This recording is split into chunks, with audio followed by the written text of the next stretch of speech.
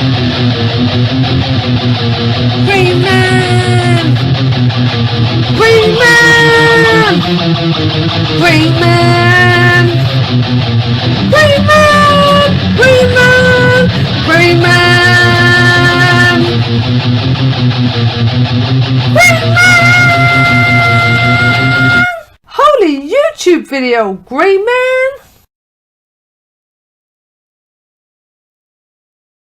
Greymaniacs gather, we're going to have a little box with some stuff piled on top of it to go through today. So let's do that, shall we?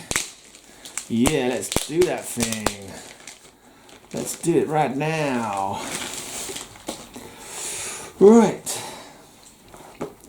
Right, so first up we've got a bunch of annuals from 1999.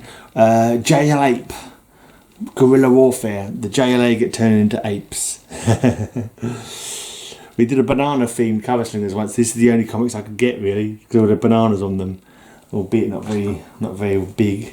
That was a very awkward week on cover slingers. And only two of us turned up. Everyone else chickened out, I think. But some interesting covers anyway.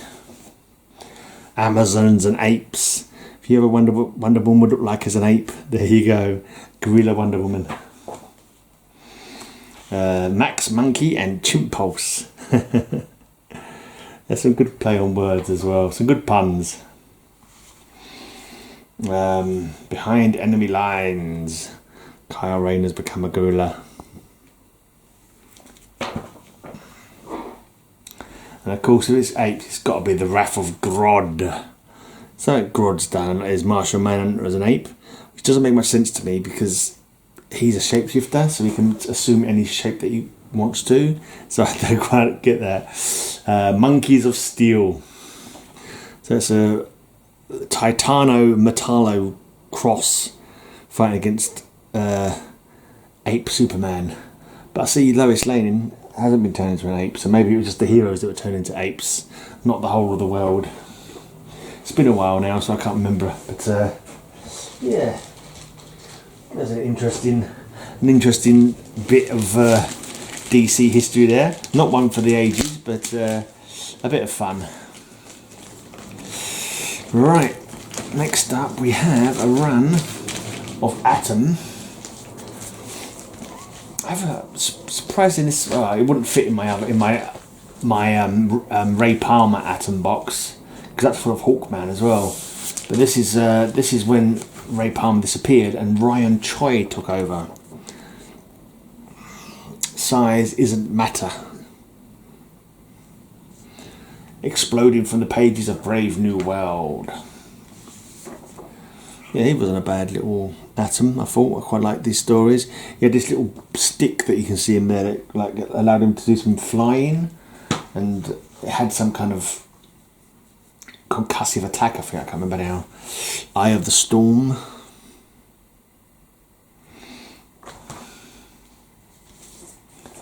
Everything is relative.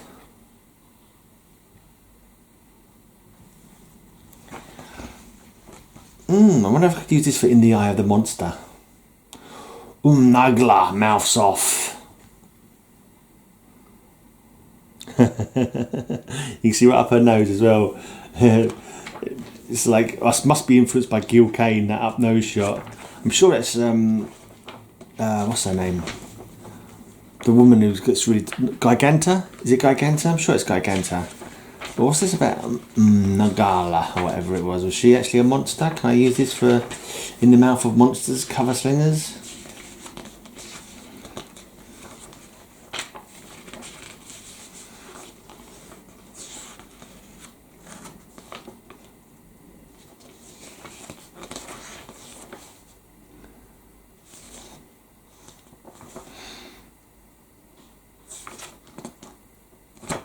Anyway. No, I don't think I can. I think it's like, what did I say, Giganta was her name? It's a Wonder Woman villain. I'm sure they had like a bit of a love-hate relationship for a minute, and Ryan Choi, I can't remember now. Right, Splitting Atoms. There was another miniature hero, I think it's called Dwarfstar, villain I think it was called Dwarfstar, like an assassin. man who swallowed eternity. Half time. Some bloke who's half a person. Ew. Sudden death.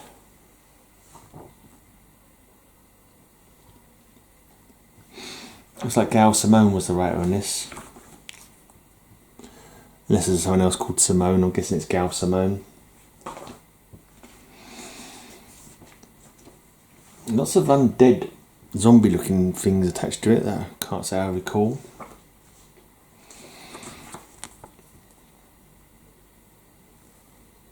Feats of strength. Down, down, down and dirty. The hunt for Ray Palmer. This is definitely a throwback to an old Atom cover, I'm sure. And very similar. Heaven help the challengers from beyond. There's a whole storyline, the hunt for Ray Palmer at one point. I can't remember what I was hunting for him for, but he disappeared after his wife turned into Eclipso and did a number on most of the universe, or most of the Earth at least. And yeah, and also killed bloody well Sue Dibney, Elongated Man's wife. Yeah. Eventually he came back. But I'm pretty sure, I'm sure it's at the end of this run or in a separate story elsewhere. But this this fellow, Ryan Choi, gets killed by Deathstroke the Terminator. And a gang of others that, like I think that Dwarf Star employed him to murder Ryan Choi. And he does. Which annoyed me no end. I don't like to see superheroes getting killed. It's so bloody trite now. Beware the hunger of the cannibalistic humanoid underground dwellers. It's a throwback to an old horror movie, Chud. Cannibalistic humanoid underground dwellers. Oh, have mercy. There's a black mercy there. From a famous Superman story. Get ready for high adventure science fiction as the new creative team debuts here. Rick Remender, is it? Remender? The all-new Atom fights for his life.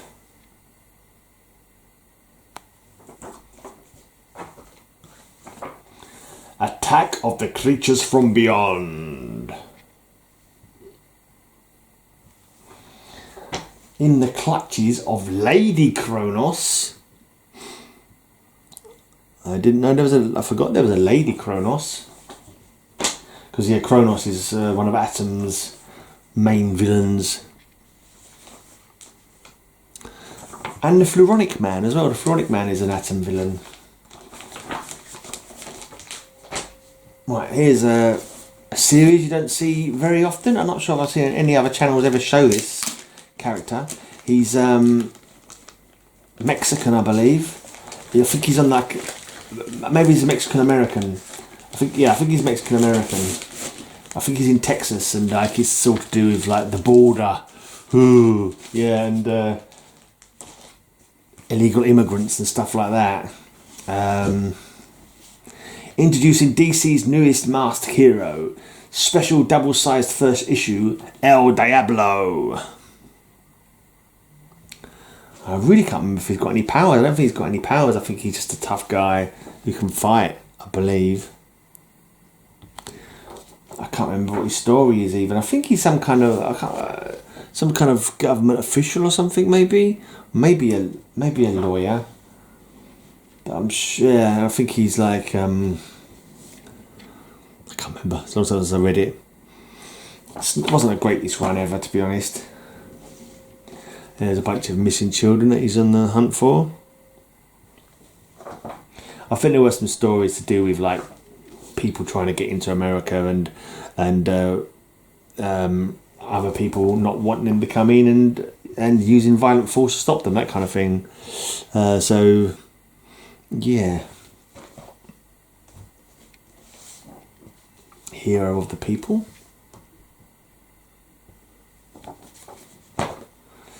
Love is hell. could use that for eyeglasses week. It's not a very good cover though, probably for that. The Franchise, Part 1.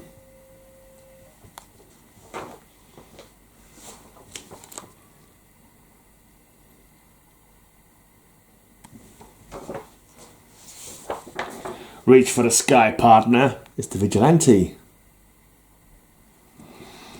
From out of the past rise a Western legend to stalk El Diablo. Death waits in the river. Oh yeah, I think this was people trying to cross over. The River Part 2. I think some corrupt border agents maybe. Or some border agents who are taking their job too seriously. Not necessarily seriously, but too fatally.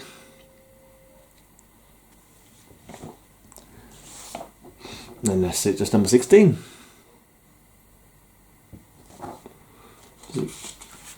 No. Still annoys me that you don't get the little blurb on the first page giving you a breakdown of the character. It's the little tiny synopsis. Front page of every single comic book should have a synopsis of the blinking of the person, of the character within, just so you can remember their blinking alter egos. Oh, I don't want to make up a name like Jose or something like that. But it's yeah, so I won't bother. Right, right, Blackest Night. Now, Blackest Night. At the end, they brought back like a weird kind of concept, an interesting concept. Like old runs from the past.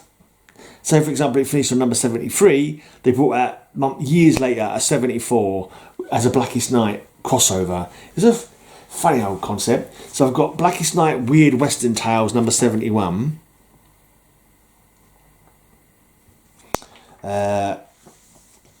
Oh, this isn't part of that, I don't think. Blackest Night Wonder Woman, first issue of 3. Why have I only got that? Where's the other 2? Well, I don't know. I might have messed it up somehow. So that's Max Lord breaking her neck, or trying to break her neck in the same way that she broke his. I'm guessing that's the idea behind that one. Then we got Suicide Squad number 67. So this is like a continuation of the original Suicide Squad run. It's Amanda Waller there. We've got Starman number 81. The original one finished in the 90s, I think. Maybe the early 2000s, and it was brought back for one issue. We've got Catwoman number 83.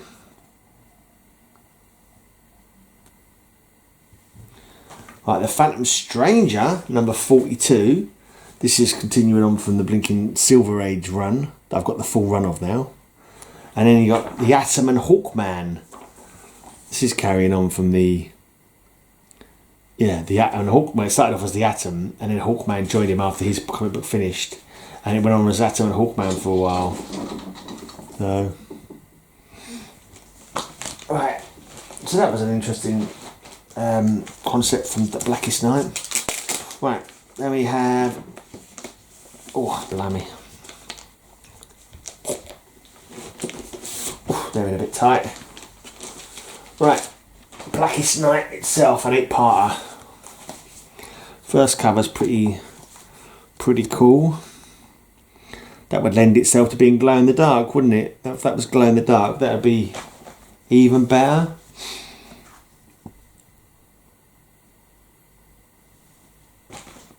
This is Black Hand. Black Hand is the one who was like in charge, or kind of in charge of the Blackest Night. He was the one who sort of created the Black Knights kind of thing, the Black Lantern Corps rather. I don't know if he was actually dead. I think he was obsessed with death. It was nothing like what it was when he first joined, when he first came in as a Green Lantern villain way back in the 60s. There was nothing he could sap Green Lantern's power. And that was his kind of thing. He was able to drain the power to get his own, so he could use the Green Lantern power for himself. And then it seems later on he's able to, I don't know, sap the life force maybe and create the I don't know, somehow he creates the Black Lanterns. And we can see, oh, that's an old, that's interesting. Because that looks like Ray Palmer Atom. Then it looks like there's another version of Ray Palmer Atom on his shoulder, because that was what he looked like when he went into like tiny world mode. Oh, that's Flash, but I think that's Flash that he's on the shoulder of actually. But he's changed up because he's a member of the Blue Lanterns on this cover. But I think that's Flash. You can just about make some ear wings. And that Mira has become a Red Lantern. There's a I'm guessing that's just a normal Star Sapphire. Then we've got Lex Luthor as a blinking Orange Lantern, and Scarecrow as a Yellow Lantern, which makes sense because he's obsessed with fear. It turned out in the end to destroy the Black Lanterns, you had to combine the light of two other lanterns to make a negative force that would destroy the Black Lanterns. And then later on they became White Lanterns, of which Dove, of the family of Hawk and Dove, became a White Lantern. Yeah, and the White Lantern light was able to destroy the Black Lanterns. Right, running out of battery. Right, so this is a Titans Part 1 of 3. Terra comes back from the dead. Oh dear, the dead son of Choi comes back. And here's Dove being surrounded on all sides. Yeah. Here's a one-shot, 80-page Giant Justice League of America.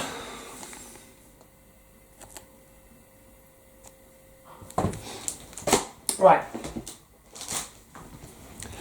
DC Universe Decisions. This was a political vote, sort of loaded story. Green Arrow endorses. Obviously, Green Arrow's always been a political type hero, so I'm guessing he's left-leaning with he's thrown his lot in with a particular candidate.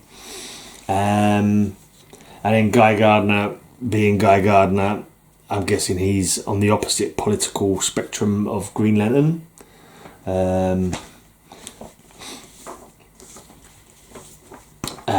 Yeah, and I think it just turned into that. People were trying to get heroes to back their kind of parties kind of thing, and everyone was trying to clamouring to get Superman to say, Superman red or blue.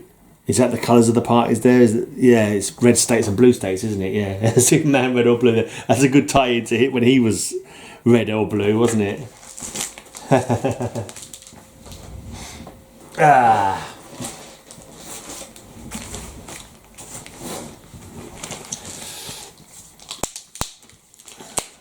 Right, we got another story which not one I was too. It was alright. It was okay. Justice League Cry for Justice. Side-scrolling one, this one. I think the main villain on this one was what's that guy's name? Prometheus. There he is, Prometheus. Made some big plot to destroy the Justice League, basically.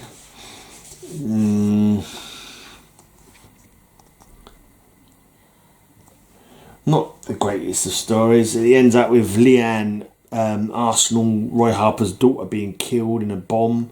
I think Roy Harper loses his arm. Yeah. And in the end,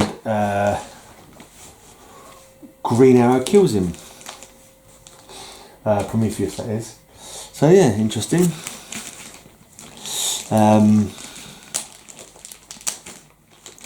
So even with his left-leaning politics, he obviously still up for a bit of capital punishment. Well, self-inflicted. Well, self-enforced ultimate punishment. Yeah.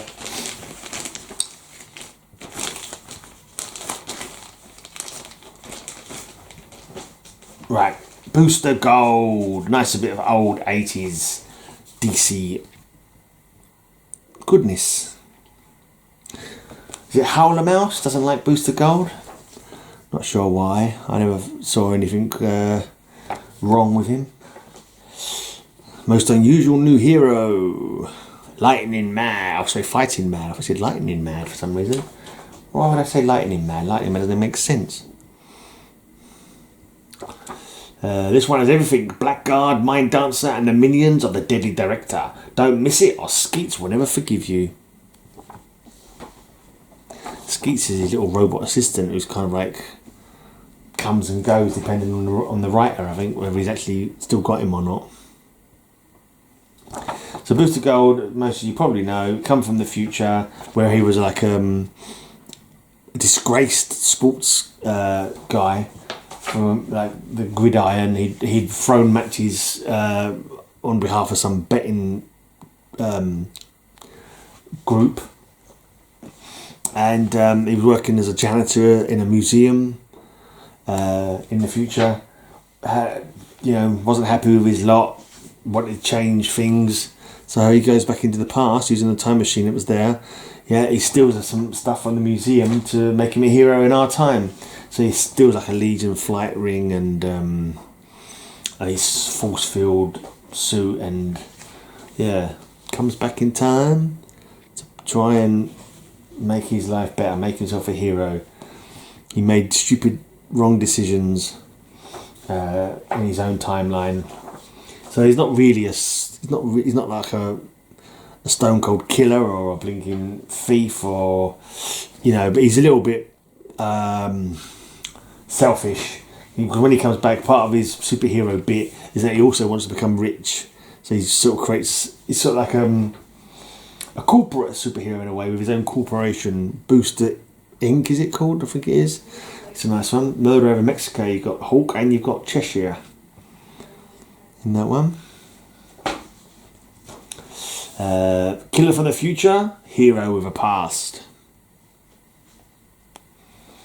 It's not that long a run actually. I keep thinking it's got more in the run than this, but it's not that huge a run, to be honest, his first series.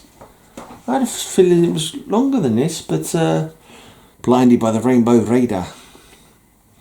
There's not more in the box, is there? No, that is it. Only like 24 issues. Only 2 years it ran for. For some reason I just thought it would run for longer. About the same amount of time that Blue Beetle's run went for, about 2 years. And then of course later on when they both joined the Justice League, they become best friends. 2 Booster Golds.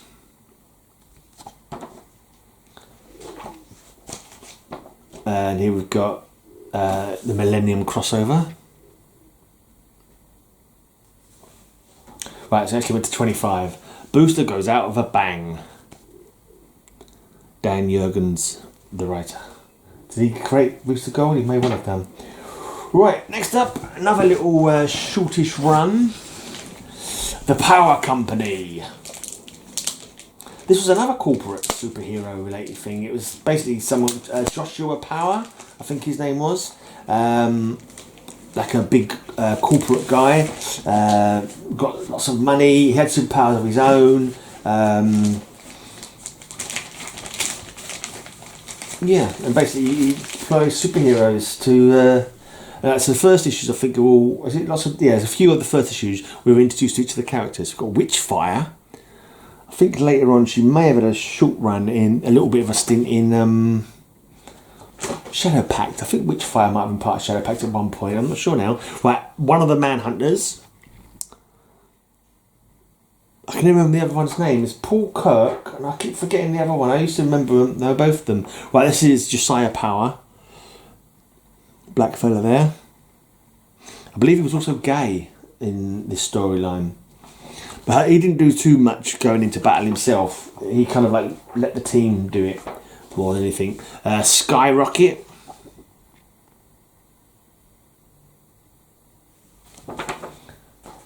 Striker Z. Oh no, he's American, so Striker Z. Sorry, Striker Z.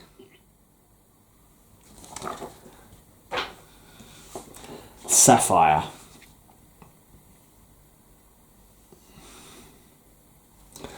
And the big muscle guy, Bork. That's not the guy who was. It is the guy. I forgot about that.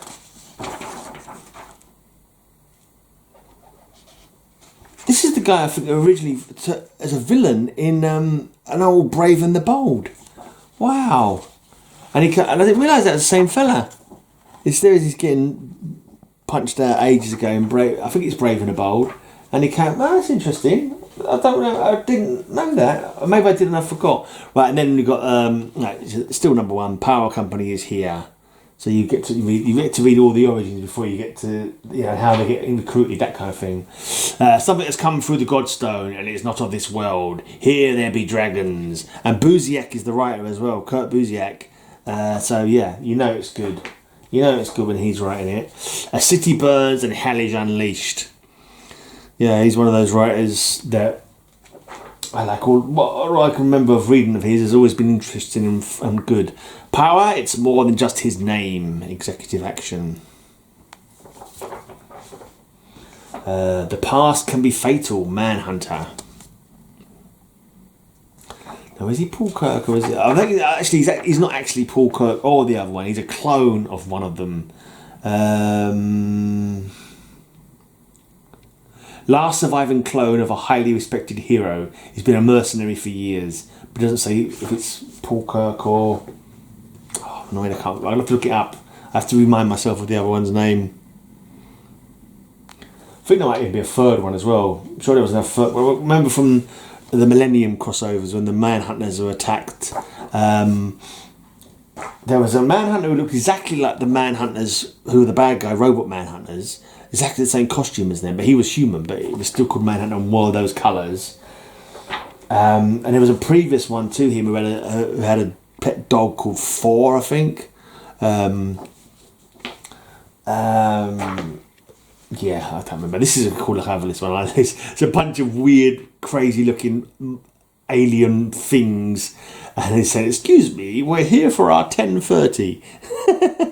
Look at them things. And that suit of armour is a bunch of bugs inside a suit of armour. Which is kind of really... Wow. That's just completely reminded me of the blinking... the last Umbrella Academy. It had like guys... like suits of armour basically with bugs controlling them or bugs inside them. Wow, that's I wonder if they took it from that or somehow it influenced it at all. Who knows? Right, Witch Hunt.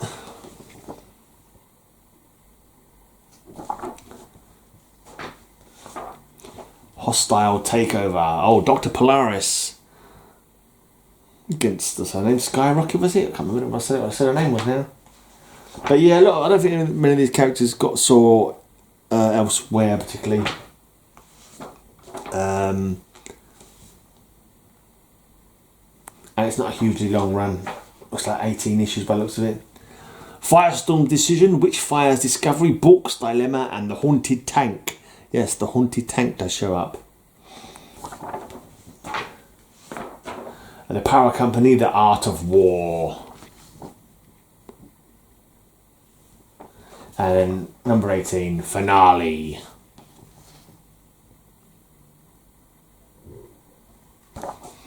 Yeah, pretty cool concept, but didn't last long. Right, I think the rest of this box is... Oh no, actually, no, I see what's in here. I see what's in here now. Well, let's just get on this first, right. Ambush Bug. I quite like Ambush Bug when I first saw it, but these... I sort of got a couple of these and I was like, I'm not really interested. It wasn't funny. I didn't get the jokes. It wasn't kind of, I think it's Keith Giffen, but I just started off as decent Ambush Bug. But the one where he's in the DC Comics Presents against the Legion of Substitute Heroes, one of my favourite comics ever, total laugh fest. But these ones, I didn't really get on with them, so I never bothered trying to fill out that run. It was a 6-part miniseries. I only ever got the one, and I was like, yeah, maybe I won't bother with it. I've never bothered picking it up. Come out of the box. Oh, that's fine, because it's all stuck in one package. It was trying to defy gravity then. So the rest of this box is Miss Marvel. I did not get these at the time they came out. I can't remember if I bought them all as one lot years ago on eBay. It's possible, because I was a little bit of an eBay craziness at one point when I was buying a lot of stuff on there. And right, I managed to get the full run of Miss Marvel. This could probably do a nuke. This is worth a few bob now. Mind you, it's not in great condition, but it's Miss Marvel #1. I think I might have got the whole bunch, the whole lot of them for like 40 quid or something. I can't really remember. It was so long ago. But it was, yeah, put it this way. If I was trying to buy them now, it would cost me a lot more, I'm sure. I think I was watching someone else's channel going through some of these recently. And I can't remember the name of the channel now. And they were saying there's some keys in here, like the first Mystique, is it? I think the first Mystique's in this run. She was quite a big player, really, isn't she? In the X-Men world. Here's Deathbird. I think this might be her first appearance. I think she's a Shi'arite. Would that be what you call them? Shi'arite? So I think she's Princess Lilandra's sister or something like that. You fight in vain, female. If our earth giant does not slay you, the powers of fire and water will.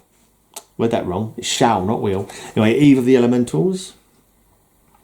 Call her Hecate, call her Helion, doomed by the evil elementals and a strange new villainess.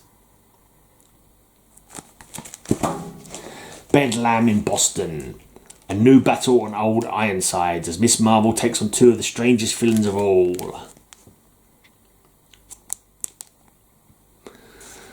Can't get any closer. Steeplejack's firing white hot rivets. But if I don't stop him, he'll murder my father. Fear stalks floor 40. Steeplejack was later killed by Scourge in the bar with no name, I believe, in Captain America. Back off, Blondie, or die along with Submarina's little friend. The shark is a very deadly beast. So we got Tiger Shark and we got Namorita on this cover. I do believe. War beneath the waves. Tiger Shark unleashes the deadliest trap of all. You fight well, woman warrior, but there is no escape. This weapon was designed to track and hunt you alone, and once within range, it cannot miss. She's very close to a wardrobe malfunction. It happens quite a bit of her, actually. Wardrobe malfunctions, yeah. And that scarf, what was it with that scarf? Scarf wasn't a good look, or I wouldn't have thought a very good weapon, a very good dress choice. Just imagine how many people grabbed her by that and tried to throttle her out with it, I would have thought. But you know. Action, action, action! Special guest issue. Even Avengers can die. This issue, at last, the female Fury meets Captain Marvel at the mercy of Ronan. Ronan the Accuser.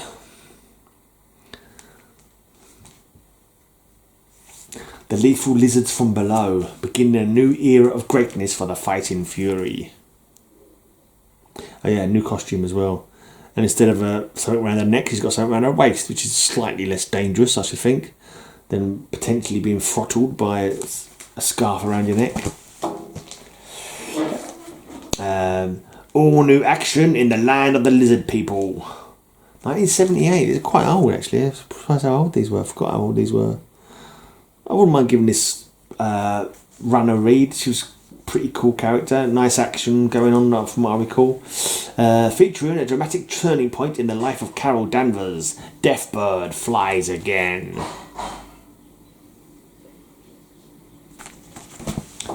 Right, last one, number 23. Guest starring Vance Astro of the Guardians of the Galaxy. Action in outer space. The woman who fell to Earth. And this is not... I don't know what happened with Marvel at that point. They like, it literally says in the comics. Next issue, Sabretooth, if I recall. Let me just quickly check. Yeah. Next issue, Sabretooth. So what happened between that and the next issue that never came? So there was something suddenly go on? Did they have... I don't know. You don't cancel a comic book after putting in the very end of the previous issue, next issue Sabretooth, and then don't actually ever bring out Sabretooth. It must be really confusing as well back in the... This is still 79. I mean, how would people know? People be going in the shop going, where's my bloody well Miss Marvel?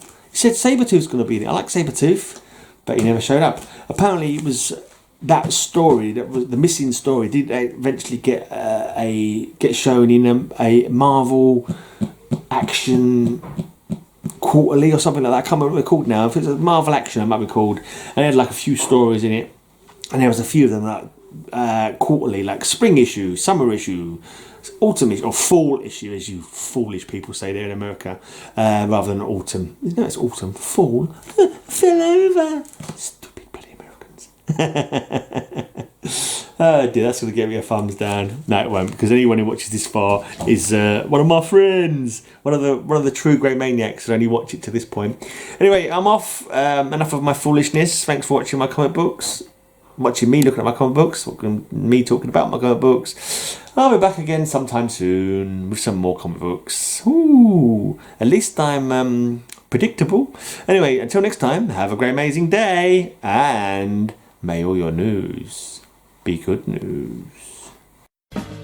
Have a great amazing day. I'll have a great amazing day. Have a great amazing day. I hope you have a great amazing day.